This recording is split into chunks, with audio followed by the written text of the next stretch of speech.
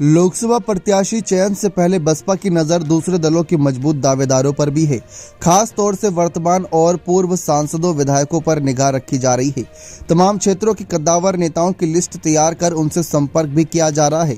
नगर निकाय चुनाव के बाद से ही बसपा लोकसभा चुनाव प्रचार की तैयारी में लगी है। इसके लिए पहले बूथ स्तर तक कमेटियों का गठन किया गया, उसके बाद कैडर कैंप हुए। ये काम नवंबर तक चला। इसके बाद बसपा प्रमुख मायावती दिसंबर में पार्टी पदाधिकारियों के साथ 2 बैठकें कर चुकी हैं। वे अलग अलग मुलाकात कर कोऑर्डिनेटरों से मिल रही हैं। इस समय पूरा फोकस मजबूत प्रत्याशी के चयन पर है। बसपा इस बीच ज्यादातर सीटों पर लोकसभा क्षेत्र प्रभारियों की लिस्ट भी तय कर चुकी है। हाल ही में सहारनपुर लोकसभा सीट पर प्रभारी का ऐलान भी किया गया।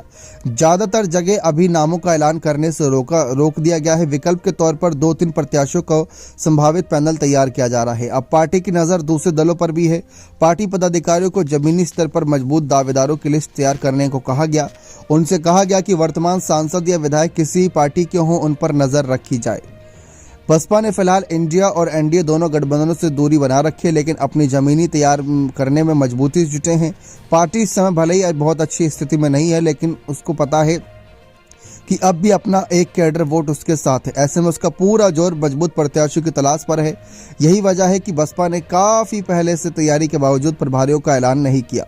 बसपा को इस बात का भी अंदेशा है कि उसके वर्तमान सांसद दूसरों के संपर्क में हैं।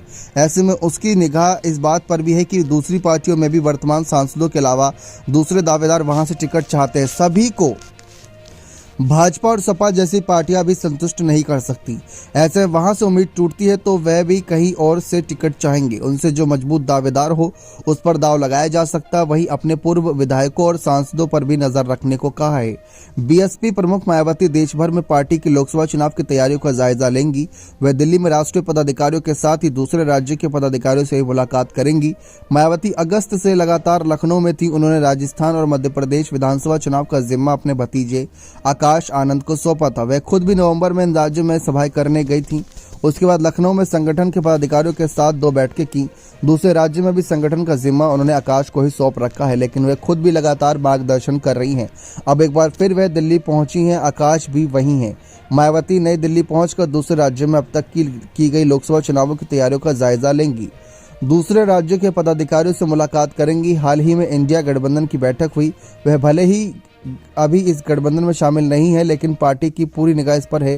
सूत्रों का कहना है कि जिस तरीके से गठबंधन की स्थिति और इससे बनते बिगड़ते समीकरणों पर भी पदाधिकारियों के साथ चर्चा करेंगी। पार्टी की निगाह लगातार गठबंधन पर है ताकि उसके अनुसार आगे की रणनीति तय की जा सके। बने रहे चैनल के साथ। बहुत बहुत धन्यवाद।